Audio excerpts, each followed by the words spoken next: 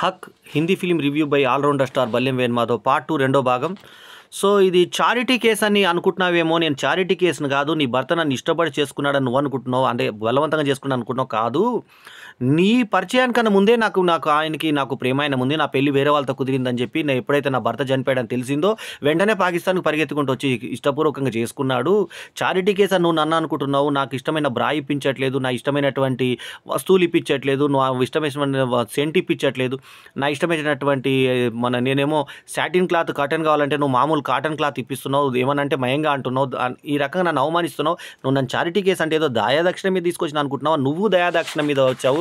నేను కనుక దలుచుకుంటే నీకు తలాకిచ్చి ఎప్పుడో దూరం పెట్టేవాడు అని చెప్పేసి సవతి నీ తీసుకెళ్లి బట్టలు ఇప్పించడానికి వెళ్ళినప్పుడు సన్నివేశం అద్భుతంగా ఉంటుంది. అప్పుడు యామి గౌతమ్ ముఖంలో ఎక్స్ప్రెషన్స్, ఆమె పలికించిన తీరు అద్భుతము, దర్శకుడు ఆమె దగ్గరికి వెళ్ళి పిండుకున్న నటన అద్భుతం. సో చాలా అద్భుతంగా అనిపిస్తుంది. అట్లాగే ఫ్లాష్ బ్యాక్ ఎపిసోడ్లో ఇదంతా కథ చెప్తూ లాస్ట్కి వచ్చిన తర్వాత కేసు మీద షైజాబాను ఏ రకంగా నెగ్గిందో అది చెప్తూ ఆ తర్వాత ఏం ఇంప్లిమెంట్ అయింది అనేది 2019లో ఇంప్లిమెంట్ అయింది. 1985లో ఆ తీర్పు వచ్చింది. 2019లో గవర్నమెంట్ పూర్తిగా త్రిపుల్ తలాక్ని తీసేసింది అన్నది ఆ చట్టం చూపిస్తూ దాని గురించి చెప్పినటువంటి అవేర్నెస్ ఏదైతే ఉందో ఈ సినిమా చాలా ఉపయోగకరమైనటువంటి సినిమా. సాధారణంగా సినిమాలంటే ఏదో సరదా కోసమే అని కొన్ని సినిమాలు ఉంటాయి, కానీ కొన్ని సినిమాలు మాత్రం సందేశాత్మకంగా సరదాతో పాటు మనకి ఏదైతే ఒక తెలివి మనకంటే ఒక అవేర్నెస్ తీసుకొచ్చే సినిమా కింద ఈ సినిమా వచ్చింది. దీనికి కూడా UA 13+ ఇవ్వడం దారుణంగా అనిపించింది. ఎందుకంటే ఇవ్వాలి ఇటువంటి సినిమాలకి. ఇందులో ఏముంది UA 13+ ఇవ్వడానికి, అయినా కానీ UA ఇచ్చారు. కొన్ని సినిమాలకి ఏ రకంగా ఇస్తారో తెలియదు. తర్వాత తన భర్త పిల్లలకు 400 రూపాయలు ఇస్తానంటాడు. ఈమె అలిగి ఇంటికి వెళ్ళిపోతుంది. నువ్వు వేరే అమ్మాయిని తీసుకొచ్చావు, నాకు చెప్పకుండా సౌత్ని తెచ్చావు కాబట్టి నేను ఇంటికి వెళ్ళిపోతున్నానంటే, నువ్వు వెళ్ళిపోయావు కాబట్టి నీ ఇష్టం అని చెప్పేసి ఫోన్లు కూడా మాట్లాడు. ఆఖరికి ఆ తండ్రి లాస్ట్కు తండ్రి చనిపోయిన తర్వాత ఫరీదాని వాళ్ళ అత్తగారు ఫోన్ చేస్తే కూడా ఈమె లేచి వియాంకురా లేపి ఫోన్, నేను ఇట్లాంటి ఫోన్లు ఏం పలకం పెట్టేసే అంటే వ్యక్తిగతంగా వచ్చి మరీ చావుకు తీసుకెళ్లాల్సినటువంటి పరిస్థితి ఏర్పడుతుంది. 400 రూపాయలు ఇస్తారని ముగ్గురు పిల్లలు ఉంటే ఆ పిల్లలకు కూడా ఆ 400 రూపాయలు కూడా ఇవ్వడానికి ఇబ్బంది పడినటువంటి ఇది 70,000 రూపాయల ఆదాయం ఆ రోజులలో ఉన్నటువంటి అతను తన పిల్లలకి 400 రూపాయల మెయింటెనెన్స్ కూడా ఇవ్వకుండా ఇబ్బంది పెట్టినటువంటి క్రౌర్యం చూపిస్తాడు అతను. సో ఆ పిల్లల పేర్లు కనీజు, కమ్రాను, బిలాలు. సో ఇది అమ్మాయి పేరేమో కనీజు.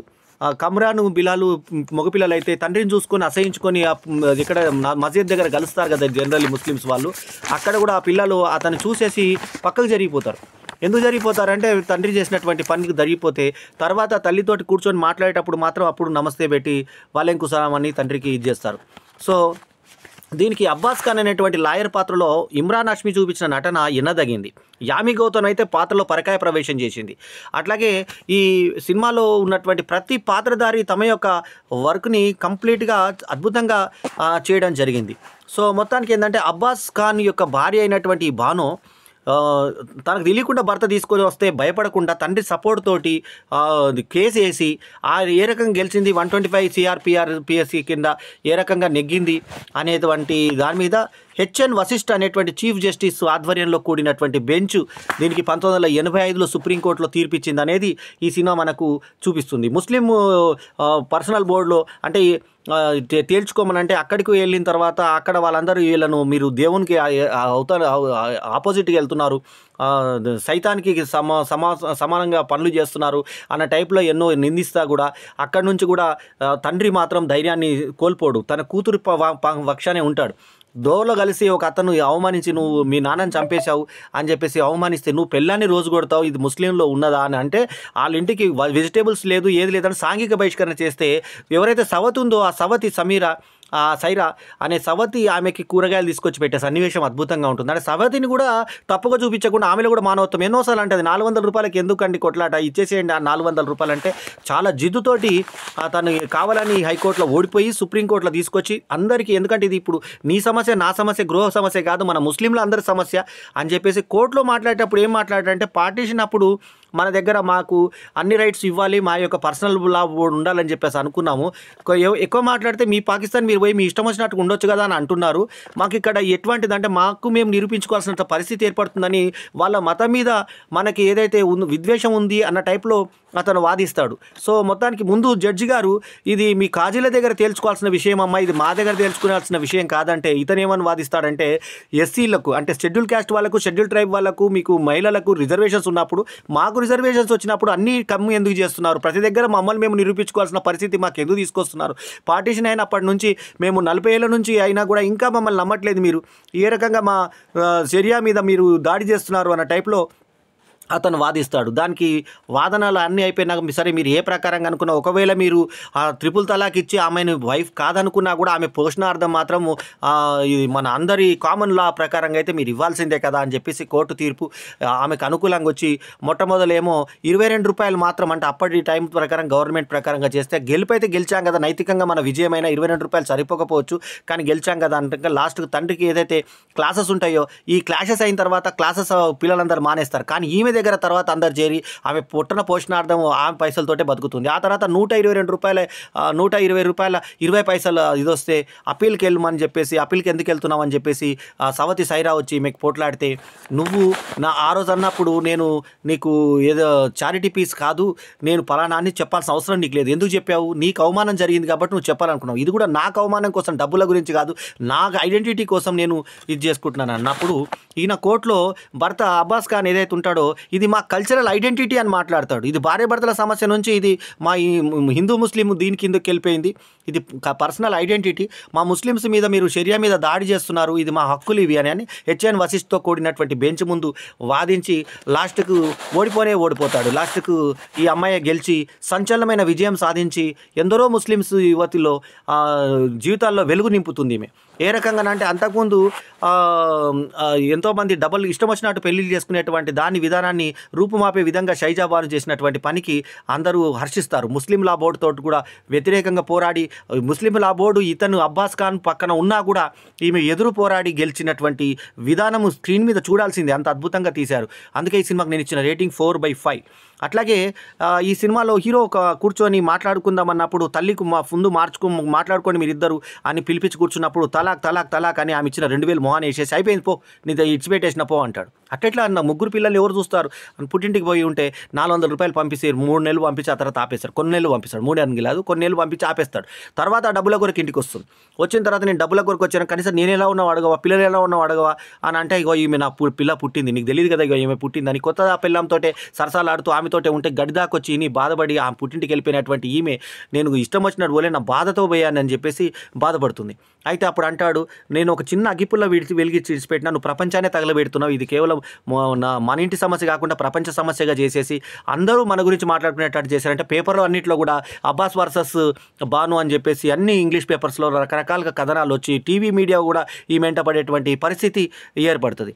సో ఈ కమ్రీన్ బల్లీలో పిల్లలు వీళ్ళు తండ్రిని చూసి అసహించుకునే స్టేజ్ ఉంటుంది. అయితే ఆమె అంటుంది కోర్టులో మాట్లాడినప్పుడు, నేను లాయర్ అవసరం లేదు, నేను వాదించుకుంటానని చెప్పి ముందు నీళ్ళు తాగుతుంది. అంతకుముందు ఒకసారి ఇతను కూడా తన ముస్లిమ్స్ గురించి మాట్లాడుతా అబ్బాస్ ఖాన్ కూడా నీళ్ళు తాగుతాడు కోర్టులో. ఈమె కూడా నీళ్ళు తాగి నాకు భయం అండి, అయినా సరే అంటే మిలాడ్ అని అంటే మిలాడ్ కాదమ్మా మైలాడ్స్ షిప్ అనాలి అంటే మైలాడ్స్ అనే అంటుంది ఆమె. ఇక్రా అనే వర్డ్ మన ఖురాన్లో స్టార్ట్ అయ్యే మొదటి పదం అంటే విను అని. ఆ ఎండింగ్లో ఇక్రా విను అని చెప్పేసి ఎండ్ చేసేసి అక్కడ తీర్పులు ఇచ్చేటువంటి విధానంతో అద్భుతంగా ఆకట్టుకునే విధంగా తీశారు సినిమాని. 4/5 ఇస్ మై రివ్యూ, ఇందాకే చెప్పాను. సో పెళ్ళాన్ని కొట్టేటువంటి నువ్వా నాకు నీతి చెప్పేది, నేను ఖురాన్ చదువుతానని భర్తను కూడా అంటుంది. ఖురాన్ నువ్వు చదవవు, బయట అతను అంటుంది, భర్తనే అంటుంది నువ్వు ఖురాన్ చదవవు, ఖురాన్ చదివితే నేను చదివాను, ఖురాన్ నేను నేర్పిస్తాను జనాలకి, అందులో ఎంతో సారాంశం ఉంది, ముస్లింలకు అన్యాయం చేయొద్దని, జనాలకు ఆడవాళ్ళకు అన్యాయం చేయని చెప్పేసి ఏ చట్టాలు రాసిలేవు అని చెప్పేసి చెప్పే విధానము మనల్ని ఆకట్టుకునే విధంగా సాగుతుంది. 1984లో సాగినటువంటి ఈ కోర్టు తీర్పు వర్డిక్ట్ అని చూపిస్తారు. 1985లో చారిత్రాత్మకమైన తీర్పు వస్తారు. 2019లో మొత్తం అబాలిష్ అయినటువంటి విధానం మనకు చూపిస్తారు. మిలాడ్స్ దగ్గర మనకి న్యాయం దొరికినట్టే. అట్లాగే ఆమె రైట్ అని చెప్పి తండ్రి రాసి పెడతాడు డైరీలో, చచ్చిపోయిన తర్వాత ఆమె చూసుకుంటుంది. అట్లాగే ఈమె రైట్ అని చెప్పేసి సవతి కూడా అంటుంది, సవతి సైరా కూడా అంటుంది ఆమె ఏమండి ఆమె రైట్ అంటే నువ్వు ఇలా అన్ని నా మూడు పాడు చేయక, నా ఈవినింగ్ పాడు చేయకని చెప్పి అంటాడు. అంతకుముందు పెళ్ళైన కొత్తలో ఆమె లాయర్గా ఇతను బిజీ అవుతున్నప్పుడు నా కోసం టైం ఇవ్వండి కొంచెం అని అంటే అతను వెళ్ళిపోతూ ఉంటాడు. సినిమాకి వెళ్దాం కలిసి అంటే ముందు పెళ్ళిళ్ళు అయిన కొత్తలో సినిమాకి తీసుకెళ్తాడు, షికారు తీసుకెళ్తాడు, తర్వాత ఆమెను పట్టించుకోవడం మానేస్తాడు. బర్త్డేకి స్వీట్ తీసుకొని వచ్చి అందరికి పంచుతున్నప్పుడు నువ్వు బిజీగా ఉన్నాను నేను బిజీగా ఉన్నాను పంపించేస్తాడు. అటువంటి టైంలో చెప్పకుండా తర్వాత పెళ్లి చేసుకునేటువంటి ఆ ఎక్స్ప్రెషన్స్ అవన్నీ కూడా ఇమ్రాన్ హష్మీ, యామి గౌతమ్ ఇక వాళ్ళు తప్ప ఇంకెవ్వరు ఆ క్యారెక్టర్ సెట్ గారు అన్న విధంగా అద్భుతంగా యాక్ట్ చేయడం జరిగింది. సో మొత్తానికి ఏంటంటే నన్ను తప్పుగా అనుకోకు అని చెప్పేసి గద్దార్ అని చెప్పేసి జనాలు మా నాన్నని అనుకున్నారు. నేను ఆయన చేసిన తప్పు ఒకటే నన్ను కనడం అని చెప్పి యామి గౌతమ్ చెప్పేటువంటి ఎమోషనల్ డైలాగ్స్ మనకు చాలా ఇది ఉంటుంది. తర్వాత మత కళాల టైప్లో ఇవి మళ్ళీ పుట్టింటికి ఇవి అత్తగారింటికి వస్తే ఇక్కడికి ఎందుకు వచ్చామంటుంది ఆమె అంటుంది. ఇక్కడికి ఎందుకు వచ్చామంటాడు అతను, అయినా సరే అక్కడ ఉంటుంది ఆమె. సో ఇదే మన ఇల్లు అమ్మని పిల్లలకు చెప్తుంది. అయితే నిజాం కూడా మరి మన మతానికి కాకుండా మనమాడికి ఇచ్చారు. మనమాడు ఇచ్చేది మన ముస్లిం మతంలో లేదు, కొడుకుకి ఇవ్వాలి. కానీ మతానికి ముస్లిం నవాబు మరి నిజాం ఇచ్చాడు కదా, మన్మడికి అధికారం ఇచ్చాడు కదా, మరి అదెవరు మీరు ఎవరు ప్రశ్నించలేదు అని చెప్పేసి కోర్టులో ఈమె ఇది అంటుంది. అట్లాగే కాంట్రాక్ట్ మా పెళ్లి కాంట్రాక్ట్ లాగా ఉంటుంది అని చెప్పేసి ఇమ్రాన్ హష్మీ తన మత విశ్వాసాల గురించి కోర్టులో వివరిస్తాడు. అయితే ఈమె అంటుంది కాంట్రాక్ట్ కావచ్చు, కానీ ఆ కాంట్రాక్ట్లో కూడా లవ్ మరియు అటాచ్మెంట్ అనేది ఉంటుంది. ఇది పెళ్ళి, ఈ పెళ్ళి అంటే ఇది మా ఆటలు కాదు అని చెప్పేసి ఈ రకంగా ఆమె చెప్తుంది. సో వాహితారే ఫర్జీ లాబీ అనేటువంటి ఫర్జాన్ బి, తర్వాత వాహితాయి ఫస్ట్ కేసు, వారితారి అనే ఆమె ఫస్ట్ కేసు, ఫర్జాంబి అనేది ఆమె సెకండ్ కేసు, ఈమె థర్డ్ కేసు. సో వాహిదాంబి తారేహికి ఫర్జాంబికి జరిగినటువంటి వాటిని కోర్టులో ఉటంకిస్తూ ఈమె సైజా బాను అనేట ఆమె గెలిచింది. ఆ గెలిచిన దానికి అన్ని చూపిస్తారు. 17 సంవత్సరాల పెళ్లి జీవితంలో ఆమె 7 ఏళ్ల తర్వాత సౌతిని ఎదుర్కొని ఆమె పడ్డ కష్టాలకు తెలియరూపంగా ఈ సినిమా తీశారు. సో సైజా బానుగా ఈమె అద్భుతమైన నటనను యామి గౌతమ్ ప్రదర్శించింది. సో మొత్తానికి ఏంటంటే హిందుస్థానీ ముస్లిం అనేటువంటి దానికి పాకిస్తాన్ ముస్లిం పాకిస్తాన్కి వెళ్ళిపోవాలి వీళ్ళు అనే టైప్లో వస్తుందని హెచ్ఎన్ వశిష్ఠ్ ముందు వీళ్ళు వాదించినటువంటి తీరు చాలా ఆలోచింప చేసే విధంగా డైలాగులు ఉంటాయి. కమ్యూనల్గా పోరాటాలు జరిగినప్పుడు వీళ్ళు దాక్కునడము, ఆ తర్వాత ఇక్రా అనే విషయం తెలిస్తే మీకు బాగుంటుంది విను అనేది చెప్పారు ముస్లిం లా బోర్డు. తర్వాత కాజీలు ఏ రకంగా ప్రవర్తిస్తారు, కాజీలు ఒక ఆయన తెలుసుకొని ఈమె వాళ్ళ తరఫునే మొగ తరఫునే మాట్లాడితే ఈమె అన్యాయం జరిగిందని చెప్పి యామి గౌతమ్ చేసినటువంటి పోరాటం, అంటే సైజా బాను చేసినటువంటి పోరాటము, ఆ గెలుపు ఈ యొక్క సినిమా. సో అద్భుతం ఉన్నటువంటి ఈ అక్క సినిమాకు లోగో డిజైన్ దగ్గర నుంచి ఇమ్రాన్ హష్మీ యామి గౌతమ్ సెలెక్షన్ దగ్గర నుంచి డైరెక్టర్ చేసినటువంటి కృషి ఎంత బహు శ్లాఘనీయం, ఇంకా దానికి మాటలు లేవు. అంత అద్భుతంగా చేసినటువంటి ఈ సినిమాకి నేను ఇచ్చినటువంటి రేటింగ్ 4/5. ఈ రివ్యూ కనుక మీకు నచ్చితే లైక్ చేయండి, కమెంట్ చేయండి, షేర్ చేయండి, మా ఛానల్కు తప్పకుండా సబ్స్క్రైబ్ చేయండి. ఎప్పుడు పనికిరాని సినిమాలు చూసే బదులు పనికొచ్చే ఉపయోగకరమైనటువంటి ఇలాంటి సినిమాల్ని ప్రోత్సహించండి. ఎన్ని 35 కాదు 100 సినిమాల మధ్యలో వచ్చినా కూడా ఈ సినిమాకు ఒక ఐడెంటిటీ ఉంటుంది. ఇందులో ఒక డైలాగ్ ఉంది, ఇది కల్చరల్ ఐడెంటిటీ మాది అని అంటాడు, ముస్లిం కల్చరల్ ఐడెంటిటీ అంటాడు. కాదు, ఇది అయితే సినిమా ఐడెంటిటీ. ఇది ఒక ఇన్ఫర్మేటివ్ సినిమా, జనాలకు ఉపయోగపడే సినిమాలు వచ్చినప్పుడు ఇట్లా సినిమాలను ఆదరించాల్సిందే మనము. సో అద్భుతమైన ఈ సినిమాకు యామి గౌతమ్ నటనకి నేషనల్ అవార్డు వచ్చినా కూడా ఆశ్చర్యం లేదు, అంత అద్భుతంగా ఆమె యాక్ట్ చేయడం జరిగింది. సో ఆ పాత్రకు తగ్గట్టుగా ఆమె ఫిజిక్ కూడా అవయవంగా ఒక మధ్యతరగతి వయస్కురాలు ఏ రకంగా ఉంటుందో ఆ పిల్లల దగ్గర నుంచి ఆమె మొత్తం సైజు కూడా ఆ రకంగా ఆమె బెండప్ చేసుకున్నటువంటి తీరు, ఆ తర్వాత ఎక్స్ప్రెషన్స్, ఆ కళ్ళకు పెట్టుకున్నటువంటి ఏదైతే ఆ కాటుక దగ్గర నుంచి ఎక్దమ్ ముస్లిం ఎక్స్ప్రెషన్ వచ్చింది.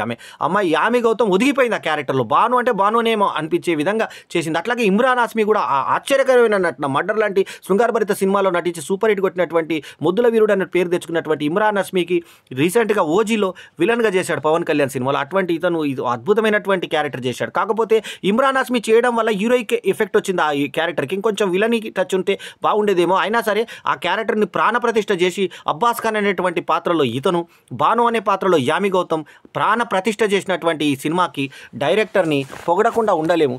అద్భుతమైనటువంటి డైరెక్షన్ చేసినటువంటి ఆ డైరెక్టర్కి అభినందనలు తెలియజేసుకుంటూ, డైరెక్టర్ కమ్ రైటర్లకు అభినందనలు తెలియజేసుకుంటూ, అద్భుతమైన రికార్డింగ్ అందించినటువంటి మ్యూజిక్ డైరెక్టర్లకు అభినందనలు తెలియజేసుకుంటూ 4/5 ఇస్ మై రివ్యూ రేటింగ్. ఈ రివ్యూ కనుక మీకు నచ్చితే లైక్ చేయండి, కమెంట్ చేయండి, షేర్ చేయండి, మా ఛానల్కు తప్పకుండా సబ్స్క్రైబ్ చేయండి. ఎల్లప్పుడు మీ ఆదరాభిమానాలు ఆశించే మీ ఆల్రౌండర్ స్టార్ బల్లెం వేణుమాధవ్. నమస్తే, జై హింద్.